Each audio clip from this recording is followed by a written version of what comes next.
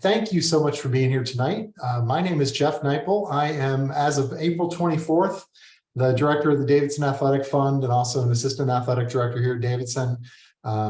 This is not a new place to me, though. I've been here for about 12 years on campus and have fallen in love with this campus and Davidson athletics through those years. So I'm just excited to move over and start working with something I'm very passionate about. I want to give you all a quick heads up on how this will work tonight. Coach Gayle is here and she's going to get going in just a minute, but I want to point out one feature that we're going to be using tonight that's a little bit different from perhaps the last time you were on a conversation on Zoom. You should see, you may not, but you should see, if you've updated your Zoom lately, a Q&A feature down at the bottom of the screen. We are going to ask you to submit your questions through the Q&A feature and use that rather than the chat. We'll also monitor the chat as we go. But at any point, if you want to, add your question to the Q&A and we will do our best to get to all of them as we go through the night. So without much more ado, I just want to thank, again, all of you for being here. Davidson's women's basketball team has a very dedicated following.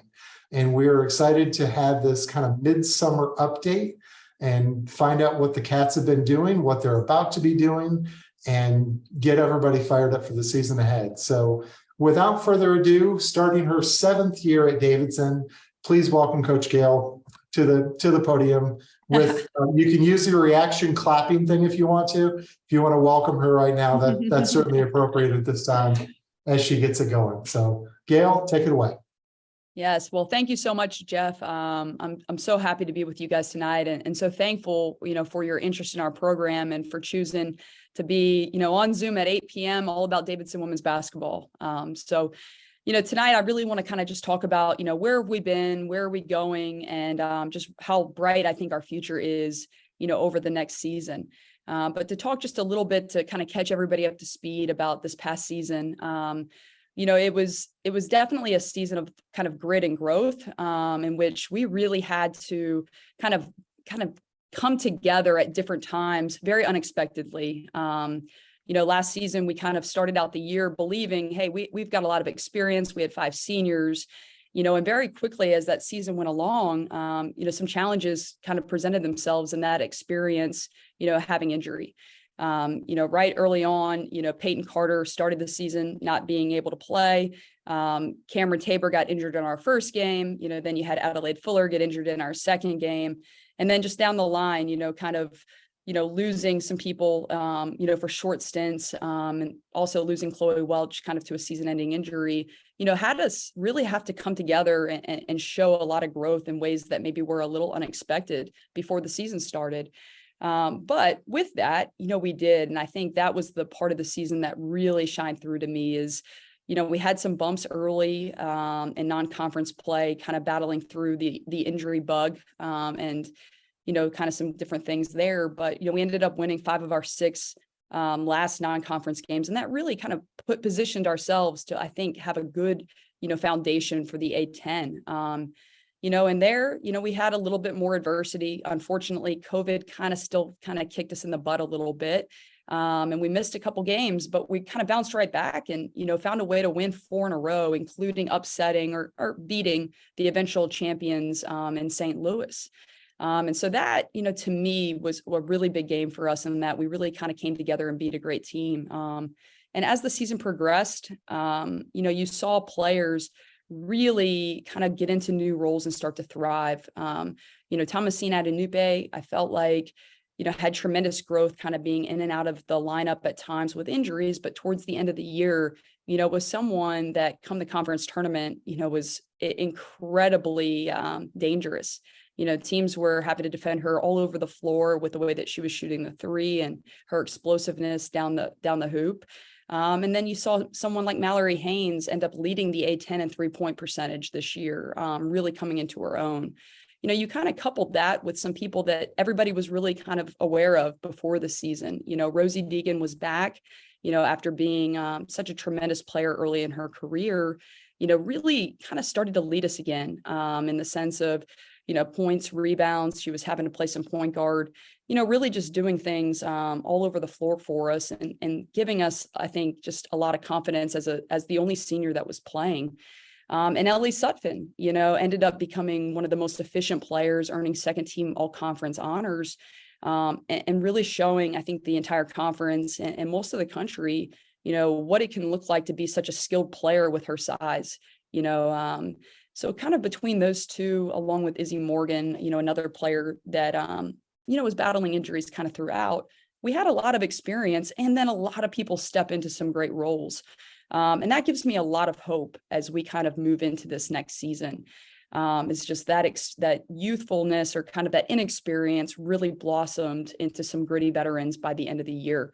And so kind of taking a look at that, we had a great postseason. We kind of sat back and said, hey, we have been banged up. We've had some injuries. What are some things that we can really do to separate ourselves and kind of change the trajectory, to make sure we can be a little bit more resilient and healthy throughout the year. And one of the things that we really kind of noticed was the nutrition side of things and trying to find new ways to really kind of buy in and double down on providing our young women with the best resources possible. And so we actually started, I think this was a very good kind of reset for us, and something we called Meaningful Mondays, which I thought ended up becoming really good life skills in conjunction with becoming a high-performing athlete here at Davidson, in which we met with our women every Monday morning at 7:15, to sort of eat breakfast and help them start planning their weeks a little bit better. And in that, they were able to kind of start planning their meals and start planning how they could kind of take care of their bodies a little bit better. We were kind of constantly hearing, hey, I don't have time for this, or I don't have time for that. And, that was an area of growth that I felt like was really necessary for our group. And what we found was our postseason was absolutely tremendous. Our girls had the biggest gains that they have ever had in the weight room and out on the court, just as far as, gaining great muscle mass and becoming stronger and more fit. And with that, we had access to a facility for the first real postseason, the second postseason, but the first full year this year, to the new Holland Family Weight Room and Strength and Conditioning Center. That is all just for basketball. So us and the men's basketball program are actually now just sharing that facility. And it is, kind of overseen by Brian Seitz, our head basketball strength coach, in which our women have kind of access to him constantly. And kind of those two things, us really doubling down on nutrition and providing them with more just better options from that side of things, as well as their investment and their time and them prioritizing that, led us to really have, I believe, a great postseason.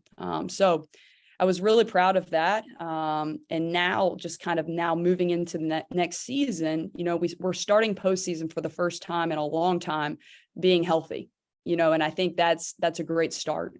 And so actually, as of kind of last week, we've had a lot of our women kind of coming back to campus. So right now we have two upperclassmen, and Maddie Plank and Sally Schutz, who are currently living on campus and doing internships. So they're obviously rising seniors, really looking to take that next step. And so Sally is currently doing an internship with Bank of America, in which she is, able to have a 9 to 5. We kind of call it her first real big girl job, where she's got to, get dressed up and do all of those things. But she's down in Charlotte, Monday through Friday from 9 to 5.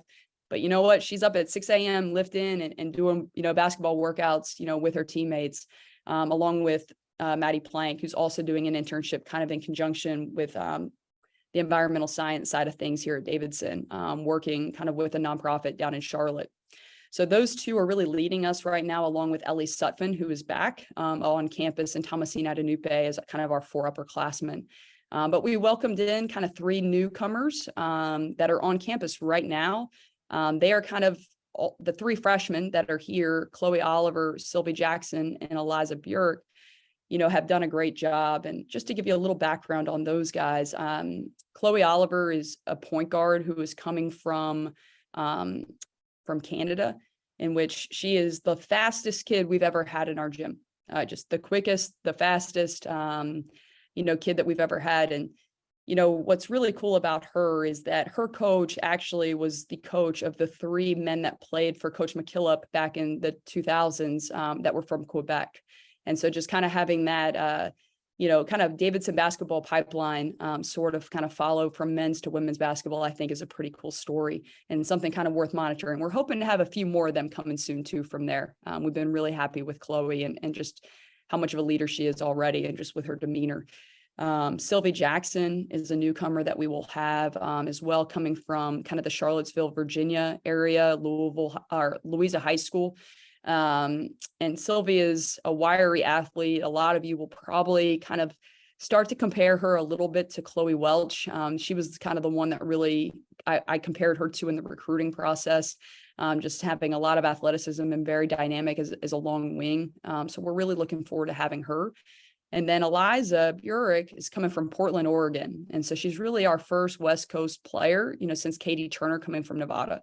And what's really awesome about Eliza is that the program that she played for, and also while winning a state championship in a high school, but the AAU program she played for plays a very similar style of basketball as we do. And so we feel like she's probably one of the most equipped, big players, forwards for us to come in. And she's big. I mean, she's 6'3.5" or so, and got really long arms and should provide us with a great shot blocking presence and hopefully another great rebounder, along with being a capable 3-point shooter. So, we're continuing to really double down just on having versatile players. And we're really excited about those 3. They've been working hard. We've been putting them to work too. So they've been having workouts in the morning, working what I call kind of our wild kitten camp, our 1st through 4th grade camp from 9 to 12. And then working kind of our elite camp series from 2 to 4:30 every afternoon. So we are keeping them busy around here. And, I want to mention we actually had a freshman join us a semester early coming from Australia in Katie Donovan. And I do believe you all are going to find her to just be, a joy along with our other Australians, and that she just plays really hard. She can kind of do a little bit of everything and has got great size for the guard position. And so Katie got to spend all semester practicing with us, training with us. And now she's, back home, spending time with her family before she comes back. So kind of with that, I really feel as though this program is in the best shape it's been since I've been here, just with us being healthy, us having depth at so many positions, and the work ethic and the investment, these women are really putting in on the day to day. It's fun every single day to coach these guys. They have a lot of joy, and I think you'll see this year, the work that we're putting in now, really coming and showing up, come November. But the one thing just to kind of add that I'm just so excited about is that, thanks to many of you on this call, in addition to many others, we've been able to do a great job fundraising to give us an opportunity to go abroad. So for those of you that, don't know, in women's basketball, you're allowed to take a trip on a foreign tour once every 4 years. And Davidson women's basketball hasn't been in over 20 years. And that's directly related to sort of the fundraising efforts that we needed to be able to do to make this trip possible. And so, we really talked with our team and thought this would be a great opportunity to have our players, that are returning, get a kind of a head start with these newcomers. So we do have those 4 freshmen, and we do have a transfer student that's also going to be joining us. That's kind of in the final stages of her, paperwork to get admitted, that we're very excited about as well. So our returners plus those 5 newcomers getting a head start, and you get 10 practices before you get a chance to go over. So that's going to be an early kind of sneak peek into who we can become this year, while getting everybody kind of onboarded well and have a great team bonding experience, along with getting to see Spain. It's a pretty nice place. We're going to get a chance to spend 3 days in Madrid, 2 days in Valencia, and 3 days in Barcelona, and just seeing the sights, play a couple games, with kind of the hope of this being an experience that's very memorable, for these young women. With us being a 2-semester sport, they don't have the opportunity to study abroad like most Davidson students choose to do. And so this is really an experience that we're really I think excited about, and our girls are like I haven't seen them this excited about just about anything. So we're really looking forward to it. So kind of with that, I just kind of wanted to open up to some questions, and, allow you all to sort of, get to know anything you want to know about Davidson women's basketball. That's amazing. Gayle, when does the trip leave? How soon Yeah. are you actually heading out? Yep. So our girls will come back to campus around July 25th, and we'll have about 10 practices before we depart August 9th. And we'll be coming back on August 18th. So it'll give them a little bit more time at home in July. And then we'll get going, and then we'll get back, and the semester will pretty much get started. So it'll be a great kind of segue for them. That's very cool. It's going to run right into it and give you an awesome kickstart to the whole thing. You talked a little as you were going through the new players. Yeah. You mentioned a number of them that seem like they're bringing some height to the team. Yeah. Is there something different you were looking for this year in recruiting, or were you looking for more of the same and just continuing the traditions you've had? A little bit of both. We obviously graduated Adelaide Fuller, which was a pretty imposing big player for us. And so Eliza kind of being able to come in and have some of the same skill sets. And, I think Adelaide did a tremendous job having a great physical presence. Eliza is probably a little bit faster, a little bit more athletic up and down the floor than Adelaide was. And just probably has a little bit more guard skills, I would say, early on, but probably lacks some of the physicality. And so we're really looking forward to kind of getting her in the weight room and kind of adding into that piece for her. So with her, there was that. Adding Chloe Oliver was a really intentional piece. We felt like we needed to get a really quick, fast, electric guard in the full court to help us get back to playing faster. That's kind of an area of growth we felt like due to our injuries last year, we kind of took a step backwards with, and the pace in which we played. And so we kind of want to get back, and, Chloe's going to bring the same type of speed Katie Turner brought to us in that full court, but probably a little bit more just natural quickness. But we're very excited about, her ability to kind of change those paces for us. That sounds fun. This actually gets into the first question that was submitted. Okay. When you speak to the style of ball that your team plays, what does that mean in comparison to other approaches? Yeah, so I think many of you have probably, seen our practice gym kind of walk into our games, but, our mantra here is share, shoot, and stifle. And really what that means is when we're going about recruiting and evaluating, we really want players at all 5 positions to be able to really pass the ball, shoot the ball, and also take a lot of pride on the defensive end and play with intensity on that side. And stifling for us is, not allowing teams to do their option A and kind of trying to make them do one more thing, so constantly just being in front of them and not allowing them to get anywhere on the defensive end. But, as you can see, we've allowed, all 5 players at all times that, on offense, our number one rule is, hey, if you're open, you have to shoot the ball. We want teams to have to really guard us. And with that comes, you have to be able to find people that are open, right? So for us, the passing is a huge thing. And so for all positions, those are kind of the expectations when we're going through the recruiting process of who we're really looking for. But to kind of piggyback on that, for us, we do want to play faster. We were one of the fastest teams in the A-10 a couple of years ago, and we are definitely looking to kind of get back to that this upcoming season with our personnel this year. Cool. You and I had a chance to walk around with some Davidson alums who played the game a few years ago, before we had a 3-point line for women, or before the 3-point line was moved back for the women's game. Can you talk about how your team is going to stretch the floor and make everybody guard you further out? Is it just hitting those threes? Is that the key to that part of the game? Yeah. So, I think if, any of you have watched, some of the NBA recently or WNBA, the spacing is really important. Offensive players are becoming more and more dynamic. Women's basketball is exciting as it's ever been. Stephen Curry, I think, has had a lot to do with that. And, all the shots that he can make and that he willingly takes, you're starting to now see kind of trickle into the women's game. And so having the amount of space that we really would like to have because of our shooting, gives a lot of space for dynamic guards, like Chloe Oliver coming in, or Izzy Morgan or Rosie Deegan, really space to work, and doesn't allow, with that spacing, people to really double team great players like Ellie Sutphin. and so, having that passing and shooting on the perimeter, is really the key to our offensive success. And, I think you'll see this year, it's going to be a very willingly shooting team and a much faster team that hopefully has a lot more possessions per game than we had this past season. Pretty cool. I'm looking forward to it. Thanks, Jeff. We've got another call or another question coming in, and this is a question about the trip to Spain. Okay. And whether or not people will be able to follow along with you all. Is there any plan to blog it or to do anything fun like that to keep everybody up to speed on what you're doing? Yeah, absolutely. We plan to do a lot on social media as well as on the website.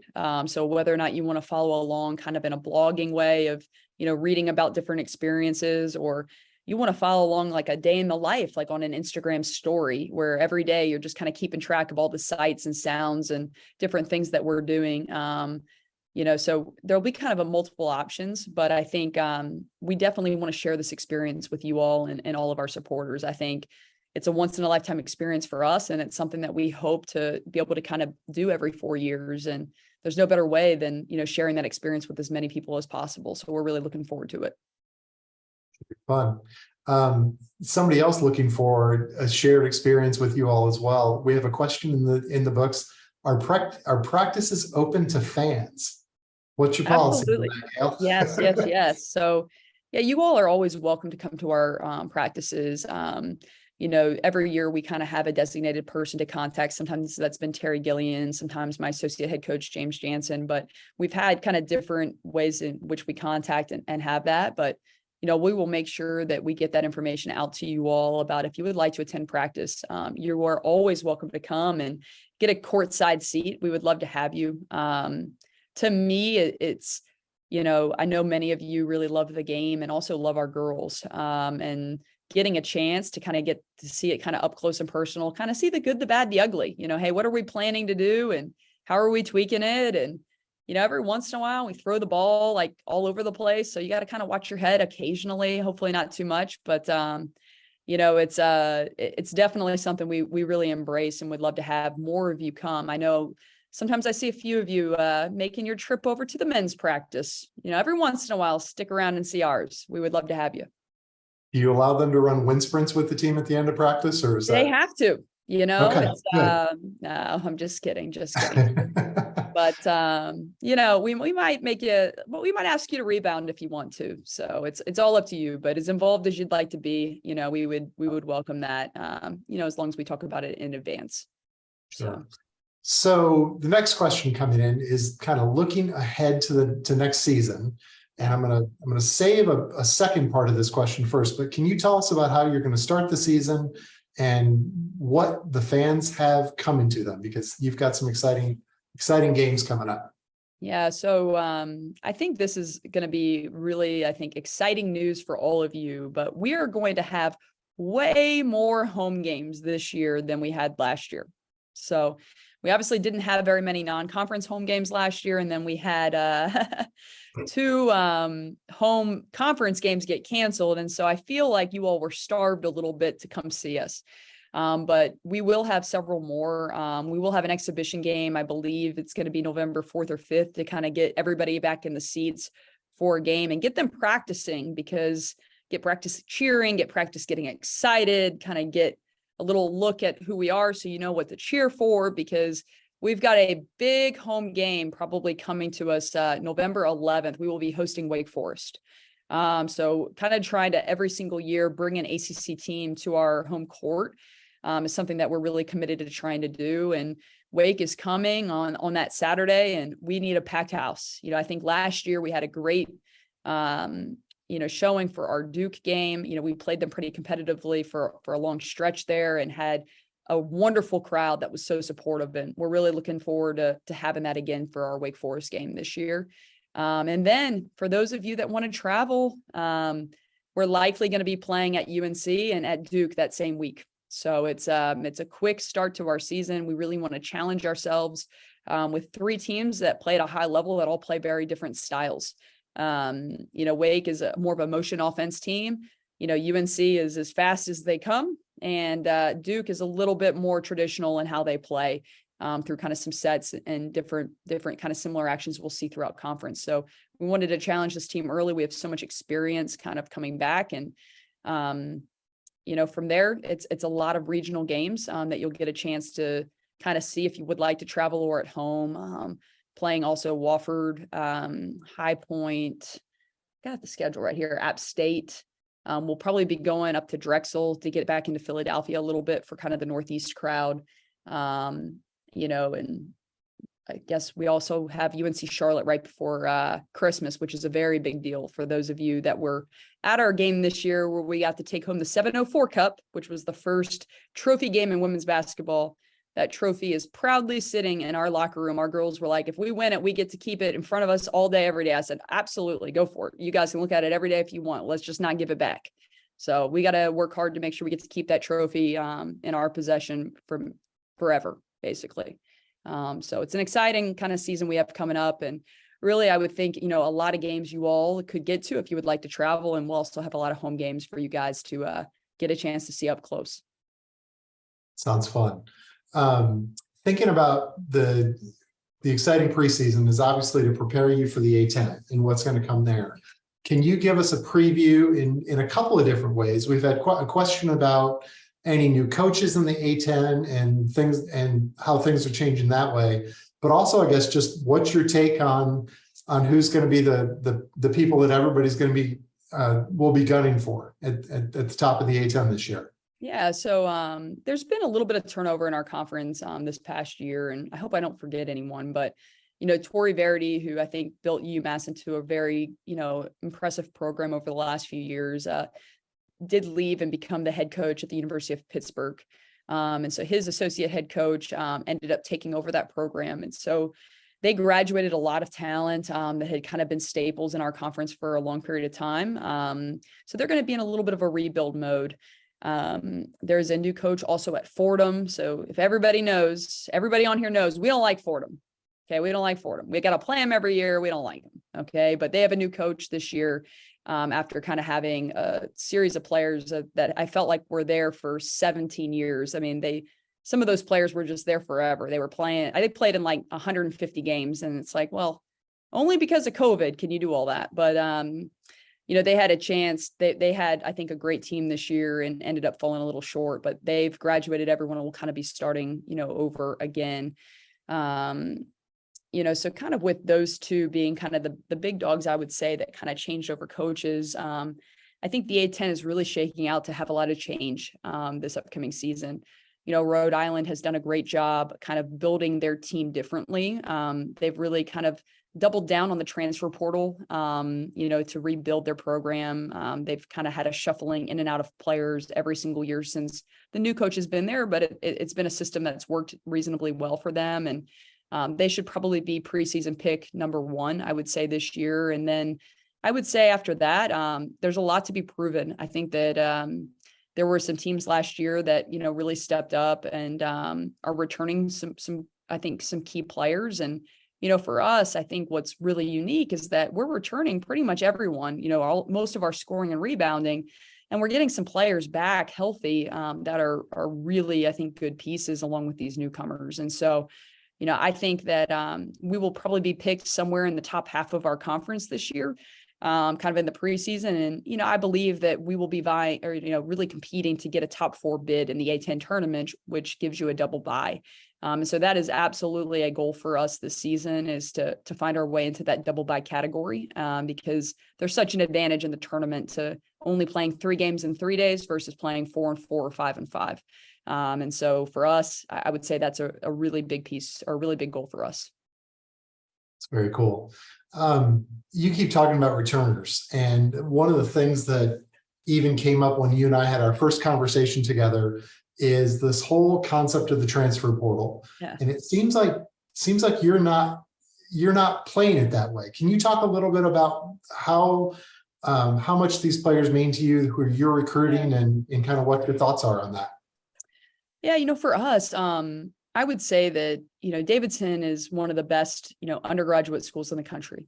We're very committed to a 4-year college experience. We graduate more kids in 4 years than probably anybody around the country right now at the Division I level. And because of that, we really feel strongly that that is the best method for us to really compete, is to really recruit intentionally as well as we can out of high school, have a plan and develop them, and have very little turnover. I think if you were to look around the country, we are probably one of the most stable programs out there, in that we haven't had very many people leave our program, and we've been very selective in who we have brought in the transfer portal. And for us, every single transfer we have taken has been someone we did recruit out of high school. So in the kind of the day and age of people popping this new portal, which is just a really kind of free marketplace for you to go wherever you want, a lot of decisions are being made very quickly by players and by coaches. And for us, having those relationships beforehand has been really critical, because we're so careful to protect our culture, and only having women that really fit the entire Davidson College experience and campus and community, on our team and in our program. And so we've like I said, we've added Ellie Sutphin, who's been a great fit for us.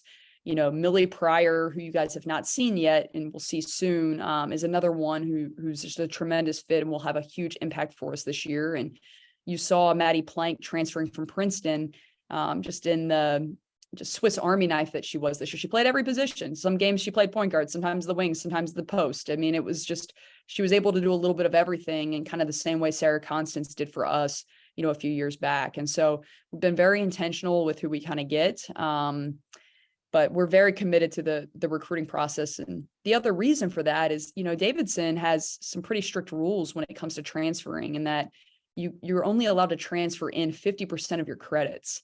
But for the NCAA, you have to have 60% of your credits transfer in if you're coming after 3 years. And so we're really not allowed to take anybody that has been in college more than 2 years and have them be eligible to play. I know that was a little complicated, but just in general, obviously no grad school, but also they have to be a freshman or sophomore to be able to transfer into Davidson. So we have to be very selective, and the amount of players available to us is much smaller than maybe at some other schools that don't have as strict admissions requirements. Yeah, absolutely true. I've also heard you talk about Canadian players. I know, yes. Australian players, yeah. Players from the West Coast, players from all over. What are the key things as you're looking at players from all over the world? What are the key things that you think bring them all together?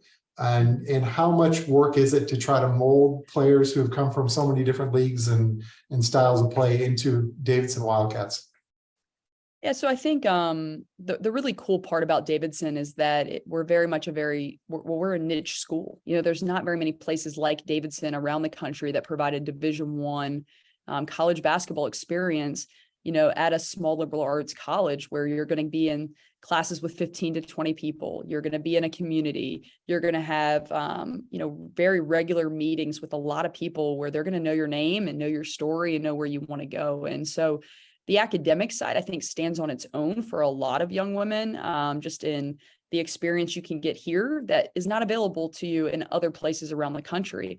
But there's also everyone that plays basketball, that's playing basketball in 2023, knows exactly who Stephen Curry is, and so that itself is just a tremendous piece to our recruiting puzzle, because if you aren't aware about Davidson's academics, or you're not, so, maybe around the world in Australia or in Canada, or we've recruited some in Europe, you know who Stephen Curry is, and the stand-up person that he is. I think he does an amazing job, not only showcasing his basketball ability, but showcasing the type of person he is. And he just so outwardly gives so much credit to Davidson and helping mold him into who he is today. And I think him telling that story is a huge piece to recruiting for all sports here at Davidson, because it speaks to the character and the experience that someone can have here. And for Stephen to go, constantly be circling back to his, his 3 years at Davidson, I think just really speaks very highly about us globally. So with that, how do we go about kind of molding it all together? I think for us, it's so much about, making sure the academics are really aligned and that they're really driven students, because you're not going to survive here if you're not. So you've got to want this academic experience. We tell people there's no shortcuts. You're not going to come here and find some random major and, someone's going to do your work for you. This is all going to be you, and you're going to become a better person, and, someone that's ready to lead once you leave here. So there's that piece. So I think the intangibles and the values of really valuing education is a critical piece. And then style of play. We're constantly saying, hey, we'll go anywhere in the world because we think we have such a great institution to recruit to that can pull players from anywhere in the world. And then we're just really on a mission to find people that really fit the way we want to play. So that's why you see kids from Australia, you see kids from Canada, from Portland, from right down the road. We found one right down the road, at Davidson Day, so it doesn't matter where they are. We are just on a mission to relentlessly find people that are great fits for Davidson and for our program. So it does take some molding. You do bring people from different cultures and different backgrounds. And I think, over time, they're very curious about things, with one another. Like, hey, well, how do you guys do things? How does this work? And I think that curiosity, really brings people together and allows them to, get different perspectives that I think they all really value. So with that, I think we try to do a great job of it, but I think the Davidson community, does a tremendous job of providing that experience for them too. It's a good reminder. Davidson Day is literally the closest high school to Davidson College. Yes. And when you have players on the other side of the world from Australia, you're clearly not leaving any stone unturned when it comes to finding players. So it's fun. We do have time for a couple more questions if we have them from the audience. And so I don't want to turn our back on that, but as we're thinking about this coming season, you've talked about the Holland Family Performance Center. You've talked about the need for nutrition and the way that you're doing that. Can you talk a little bit about a week in the life of the players and what they're doing and how they're balancing everything that they do academically with the demands on the court and what you're asking of them as part of the team?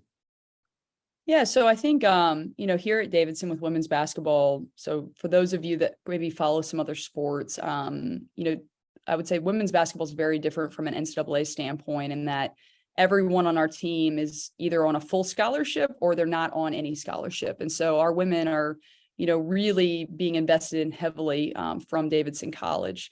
And so, kind of when we look at, what their, day in the life looks like, these women are very much committed to getting the very most out of their basketball experience here. It's a very big driving factor. It was a very competitive thing for them to kind of gain. And so they get here, and a couple things that kind of are in place is that they're going to kind of have an advisor that helps them pick out their classes. So that's not something that the coaches are saying, hey, you're taking this class, or hey, you're taking that class. And that happens at a lot of other institutions. And so for us, those advisors kind of help them figure out their classes, and that all of those classes are sort of going to be, kind of completed between around 8 and 4:20 is kind of the, start and finish. And so that's something that Davidson calls the division of the day. And so the academic day is from 8 to about 4:20, and then all of the extracurriculars happen after that time. And so whether you're, playing sports, or you're in clubs, or you're in the choir or theater, everyone sort of knows there's this division where, academics kind of come before those other things.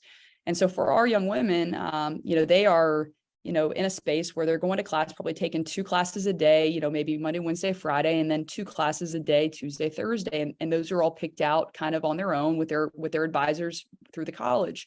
And kind of in between those times, there's an ability that if they want to get with our strength and conditioning coach, or they want to get with their position coach, or, anyone affiliated with athletics, they're welcome to sort of schedule meetings with those people or sessions or workouts, in order to sort of, enhance their athletic experience. And so we find that, and then basketball sort of always is kind of taking part after that 4:20 as a team. And so we typically start practice around 4:45, and we'll go until about 7 o'clock or so, where they'll be watching film, they'll be getting on the court, maybe getting some treatment from our athletic trainers. And then they're off to the dining hall like regular students, at 7 o'clock. And so really, their days start with kind of having to manage their time. And we actually have assistant coaches that are kind of matched up with different players that meet with them weekly to sort of help them plan out their weeks and make sure, hey, they're balancing everything okay, and kind of holistically kind of check in on them.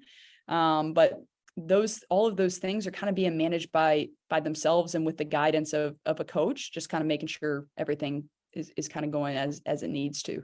But it's about 20 hours a week in season that sort of is being asked of them. Not always up to 20, but it's up to 20 where they're, lifting probably 4 or 5 hours a week. They're got basketball practice, 12 to 15 hours a week. And then, there's film and, individual workouts that can kind of get fit in. So that's a lot, when you think about it, also managing a Davidson course load. And so when you see these young women, at practice at 4:30 or 4:45, they may have just finished writing a 25-page paper or had a presentation that day.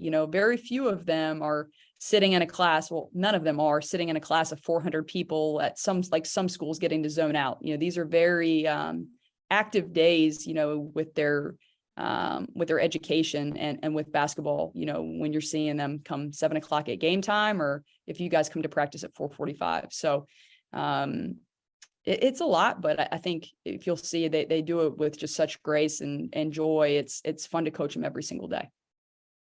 So I'm gonna put my fundraiser hat on for a second and talk about something else that's kind of key to this whole thing. As you describe that entire process, you didn't talk about taking trips for away games and sometimes taking trips to away games in the middle of the week. Talk about the logistics of that and where fundraising dollars can sometimes help. Yeah. And so, with us, Davidson's, just so committed to the academic side. And that's why a lot of our players choose Davidson, is that they know that they're going to get an unbelievable academic experience here. And a lot of that has to do with being in class. These are very interactive classes. The professors are guiding a lot of discussion. They're learning to find their voices. They're learning a lot of new material and getting exposed to a lot of different things. And so for us, what Jeff was mentioning is that for us, missing class is really, really tough. And Davidson actually has a missed class policy where you're only allowed to miss 3 Monday, Wednesday, Friday classes per semester and 2 Tuesday, Thursday classes per semester. And for most of our A10 conference schedule is usually Wednesday, Saturday, or Thursday, Sunday.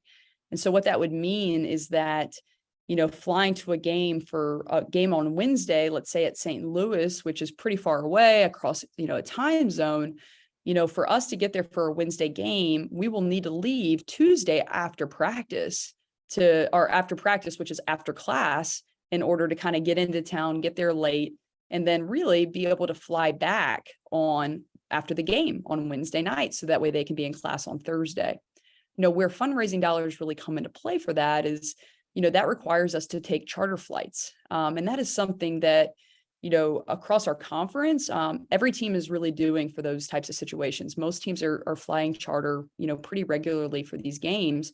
And that's something that we are really trying to get more towards, is not having to miss any Tuesday or Thursday class for those Wednesday games, or for a Thursday game, not missing any class on Wednesday or on Friday. And so really, when we're kind of looking at, raising dollars, for our operation to try to improve, it's to improve competitively, not having to go through airports and deal with as many delays, but also to make sure these women are in the classes and getting the education that, we really want them to have. And one of the main reasons they chose Davidson. And so for us, that's a big deal. And that's something we're really looking to take a step forward in moving, in the next couple of years. Yeah. And I think anybody who's been at the mercy of the airlines in the last couple of years realizes the importance of those charter flights too. I heard another coach tell me that they never wanted to lose a game in the airport, basically by having to deal with the long delays and not getting into someplace until 2 a.m. or something crazy like that. Yeah. So, we had a flight situation when we were going to St. Bonaventure, and if you've been to Only in New York, you'll know that, going there in January or February, well, first of all, I don't know anybody that wants to go to Only in New York, but if you do have to go and you have to go in January or February, you're probably fighting a snowstorm too.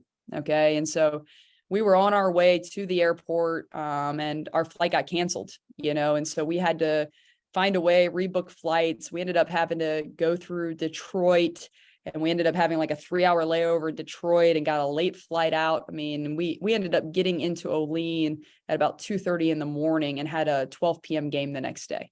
And all of that really could have been avoided, obviously, if we had a more control over our charter situation. So unfortunately, we lost that game. I was pretty upset, but I'm hoping moving forward, we're not going to, have to deal with that much more. So there you go, especially against the Bonnies. So the Bonnies. Very good. Well, are there other things that you're hoping, and I'll say this with a caveat, I'm looking through the crowd on this call. We have some really generous people who've already been wonderful supporters of the program. We want to thank them. Thank all of you for spending the time, but especially also thank the people who've already given generously. I know we have a challenge match that is still out there on the table during the Wildcat Top 21 for the next, I'm looking at my clock and the date here, for the next 8 days. But what are some of the other hopes, ways that you'd hope to grow the program with more fundraising support, Gayle? I think we really want to continue to take the best possible care of our young women as possible, kind of through the nutrition side, and also providing, access to sports psychology. That has been an area for us that we have seen a lot of growth in, giving our young women access to, specialists and experts, in different fields. And the sports psychology side of things, is a field that continues to expand and really become so critical to these young people's ability to, have resilience in sport. And I think the one thing that I didn't have to go through as a student athlete was, having the issues of social media. If I had a crucial turnover in a game or missed the game-winning shot, it wasn't put on display for the whole world to see over and over and over again, and have commentary over and over and over again, about that decision. And for our young women, that's something they're faced with every day. In some athletic sides of things, there's a lot of sports betting that's going on where people are betting on games and, DMing people or reaching out to people if they, didn't have a good game and somebody lost a lot of money. These are very real things that, our scholar athletes are faced with regularly. And so us having obviously some psychology side of things in-house, but also having access to sports psychology to help people bounce back has been a critical thing for us. And, moving forward, that's a space that we are going to have to pay to be able to maintain. We've been fortunate to have some people that were sort of still in school being able to work and serve in that model. And, they're graduating. So we're going to have to kind of move into paying for that support kind of out of our fundraising dollars. The second major area to really care for them better is, like I talked about the nutrition side. When I said we doubled down on the nutritional side of things, this postseason, these workouts kind of in March and April and May, we spent 3 times the amount of money, on nutritional food for our young women that we had previously been spending, and just providing them with more protein shakes, giving them fresh food versus more processed food, and, really having them, have the fuel necessary to really be a peak performer or a high performer. And to maintain that is something I'm very committed to, but, it does cost quite a bit more money than, just, giving them what we were giving them previously. And so it's an area I feel like we can't compromise on. But I'd be lying if I said I didn't need you all's help. That is something that's ongoing, that is an expense that's always going to be rising, just with the cost of things. And, for us, I feel like it's a bit of a competitive non-negotiable. We can't ask our young women to be doing all these things and it be counterproductive, and it almost be breaking them, not building them up to become stronger. So I would say those are probably the 2 biggest ways in which, I feel like we really need to support our young women as best possible and provide them, the best opportunity to have a successful basketball career, here at Davidson. Yeah. And I'll just add in, there was a question from the crowd on asking for the biggest need. And really the way that this all comes together is through giving to the DAF fund for women's basketball. From there, the coaching staff and the athletic staff can allocate those dollars to the greatest need as we go through the season, as we go. I'm going to add just one little link in the chat here before we wrap up, which is going to the Davidson Give Campus site for the Wildcat Top 21. There's also a prize that's on the line. Whichever team meets their goal the best and has the combination of dollars given and alumni participation has a chance to get a bonus $10,000 from another generous donor who's allowing us to have a fun competition among the teams. So if you're interested, we appreciate it. And you can take a look at that link right there before we log off. Last question, I think we're coming up near the top of the hour, and I just want to thank you all for sticking with us. But I have one last fun question for you, Gayle.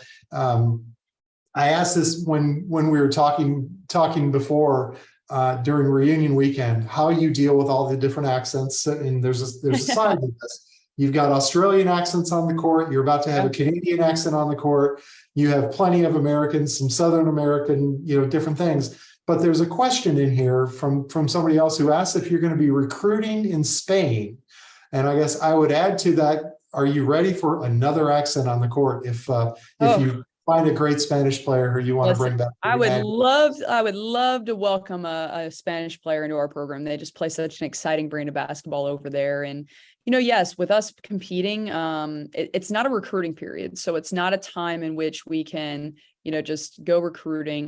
There are some loopholes with that in which we're going to be exploring based on kind of our time over there. When I mean loopholes, not things that are illegal, but just more creative ways, not traditional ways of recruiting that they've recently allowed. But yes, we will have a chance to kind of compete against some teams, and a lot of them will be kind of semi-pro-ish teams where they'll have a combination of professional players and what they call developmental players, where they will not be paid, but they'll be younger recruit age that are very talented. And so our ability to sort of see them up close and have to figure out how to stop a few of them, and guard them and whatnot, will be a great piece to our puzzle for this trip. So sounds like an amazing time. Well, thank you, Gayle, for taking this time tonight. Thank you one last time to everybody who tuned in and stuck with us through this call. This has been a lot of fun and a great time together to get me excited about the season. And what we're looking at November 11th, is that the game? November 11th, home opener. So all right, 11/11 for sure. And just to say to you all, I'm just so appreciative of all of you being on this call and all of the interest you've showed just in our program over the years. I've seen some very familiar names, familiar faces on this call, and it just means a lot to me, going into year 7, you all really embracing me and the program that we're building here. This really is my dream come true to be the leader of this program. So want to thank you guys so much, and really hope to see you guys more often here over the next couple of months. And please reach out to us if you're from out of town and coming into town. Like, we want to know you're here. Don't just show up at the game and whatnot. Like, let us know you're here. We'd love to come over and speak with you and, share some, insights as to what you're watching or get to know you even better. So please don't be a stranger. We want to get to know you. And I think you're going to find you're going to really want to get to know our team too. They're a great, bunch of young women. So thank you guys so much. Absolutely. It's always a great day to be a Wildcat. Have a great night, everybody. Thank you. See you guys.